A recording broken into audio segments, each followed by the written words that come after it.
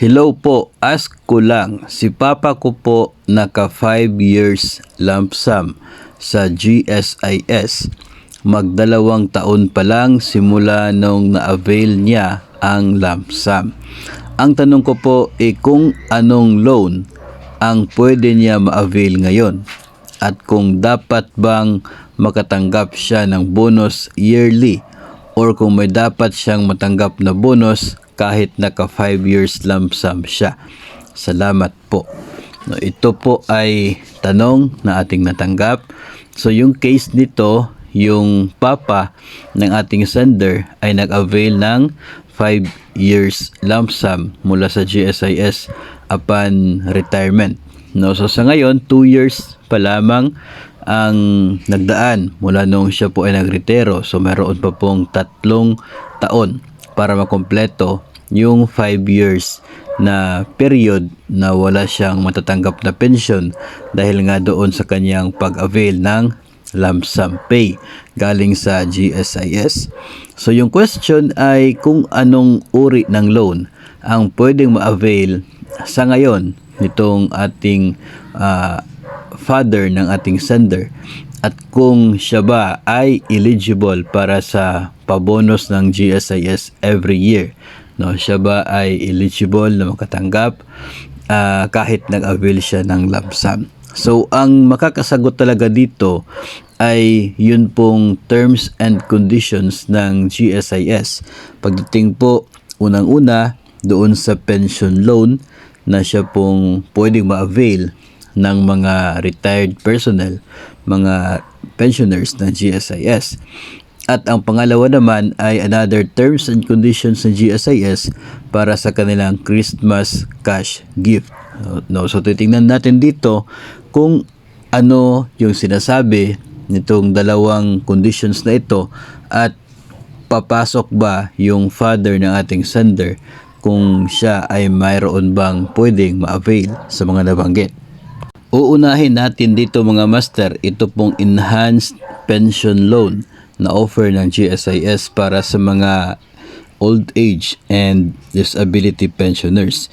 Pero ayon po sa enhanced pension loan, ito ay para lamang sa qualified old age GSIS pensioners who are currently receiving pension for at least a month and with no outstanding service loans being amortized under the choice of loan amortization schedule for pensioners or dito ba sa PRRD program at the time of filing. Ibig sabihin na noong nag-file ng application for enhanced pension loan, ang isang borrower ay dapat tumatanggap na ng kanyang buwanang pensyon for at least a month. No? Old age pensioners lang pala ang pwede sa enhanced pension loan mga master. Tapos dapat tumatanggap na regular ng kanya pong pensyon kahit once pa lamang, isang beses pa lamang nagatanggap ng kanyang buwanang pensyon. Yun po ang sinasabi ng guidelines for the enhanced pension loan. Dapat wala din po siyang available balances sa tinatawag na service loans. Ito po yung loan noong panahon na aktibo pa sa serbisyo tapos patuloy na binabayaran noong siya ay nag-retire na. No, so yun po yung service loans under the CLASP.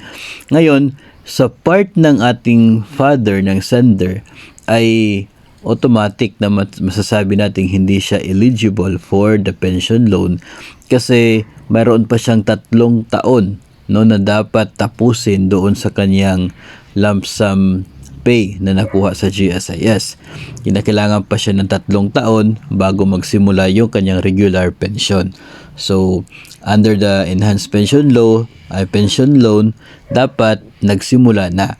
Sa case ng ating sender, hindi pa nagsisimula ang pension, kaya masasabi natin wala siyang pwedeng ma-avail na enhanced pension loan from GSIS. Ang GSIS ay meron din pong Pensioners Emergency Loan. Pero ito ay kapag eligible lamang ang isang lugar kung saan nakatira ng isa pong pensioner. And sa case na ito ay hindi po tayo sigurado kung magiging eligible siya kasi hindi pa naman siya tumatanggap ng pensyon, no? kung mag-a-apply man siya, if ever eligible yung lugar nila, ay walang magiging payment, no, dahil after 3 years pa yung pagsisimula ng kanyang pension. So I doubt na maging eligible siya for the emergency loan ng mga GSIS pensioners. So base po dito ay walang makukuha or walang pwede ma-avail na loan from the GSIS. Now, kung sa GSIS po tayo, makadepende. Kasi nga, for the next 3 years, wala pang magiging koleksyon si GSIS kung papautangin niya itong father ng ating sender. So, that's the case. Then, pangalawa, doon po tayo sa next niyang tanong. Tungkol naman po sa Christmas cash gift or ito pong pabonus ng GSIS para sa mga pensioners. Bawat taon ay namimigay naman po ng cash gift sa GSIS para sa kanya pong mga pensioners. Pero meron pong sinusunod na conditions para eligible lamang yung mabibigyan. At isa na nga dito mga master ang pagiging old age and disability pensioner. Pero who have been receiving regular monthly pension for at least 5 years. Sila po yung entitled sa benefit na ito. No? So dapat have been receiving regular pension for at least 5 years. Yun po yung sabi dito. Makikita po ninyo ito sa website ng GSIS. Doon po sa GFile Grant, no? Wag po doon sa GFile Active, doon po sa GFile Grant kasi yun po ay for the pensioners. So ang sabi dito ay eligible lamang kung tumatanggap na ng regular na pensyon for at least 5 years. Sa case ng papa ng ating sender ay wala pang kahit isang regular pension na natanggap. No, kasi mangyayari pa lamang yon 3 years from now. So hindi naman siya eligible dito sa cash gift ng GSIS monthly. Cash gift niya GSIS every December. Kung ipagbabasihan po natin yung sinasabi ng website ng GSIS na guidelines. So wala mo nang aasahan itong ating sender at ang kanyang father, wala mo nang aasahan from GSIS kasi yun po yung conditions na sinusunod ng ahensya.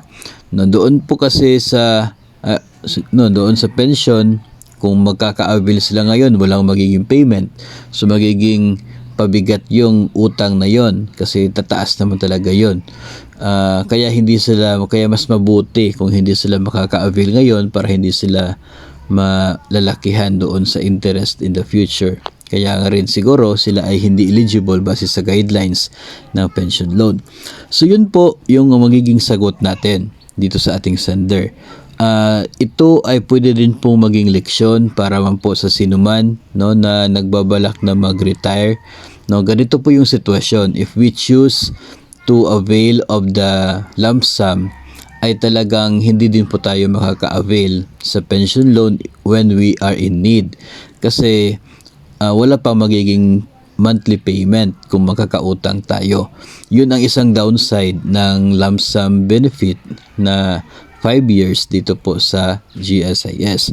Kaya yung iba, pinipili na rin yung pension agad, di ba, hindi ganun kalaki yung makukuha upon retirement kasi ibabawas yung utang, tapos 18 months is far less compared to the 60 months na pension sa lump sum.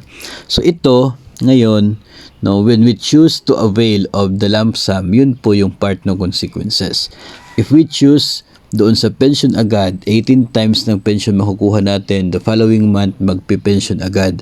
Kaya when the need arises at kinakailangan nating umutang, kapag nag-avail tayo ng pension loan, makakadidak agad. Kaya pinapa-avail tayo ng pension loan kapag tumatanggap na tayo ng pension. So, hindi ka na mag-aabang maghihintay ng another 5 years para maging eligible for pension loan. Kasi kapag nagsimula na yung pension mo, kahit 1-2 buwan pa lamang, pwede ka na agad mag-apply sa uri ng loan na yon, provided na wala kang CLASP, yung CLASP. So, yun po yung ating sagot. And I hope kahit po yung mga hindi pa nagre-retiro ay meron din po tayo nakukuhang impormasyon mula po sa episode na ito. Tandaan po, napakalaki po ng pagkakaiba ng buhay natin kapag tayo ay aktibo pa sa serbisyo kung ikukumpara natin sa panahon na tayo ay nagretiro na. No, kapag retired ka na, wala na yung mga kung ano-anong bonus or incentives na nakukuha ng mga nasa active in service pa lang. No, kasi pinagpaguran din po nila yan, pinagtatrabahuan yung benefits na yan dahil sa pagiging aktibo sa serbisyo. Yung mga retired na ay although na-enjoy na po nila yung mga ganong benepisyo noong sila naman ay aktibo pa. Ngayong nagretiro na, so nagretiro na rin po tayo sa pagtanggap ng mga benepisyong yun at parang nakatuon lang lamang tayo doon sa atin po magiging buwan ng pensyon. Kaya malaking bagay na if hindi man po natin kaya yung mas mataas na sahod na position para mas mataas yung magiging pension, at least sana magkakaroon tayo ng paraan while we are still young at malayo pa yung pagretiro na makahanap ng other sources of income pangdagdag sa magiging pension natin kapag darating yung panahon na magretiro na tayo from government service.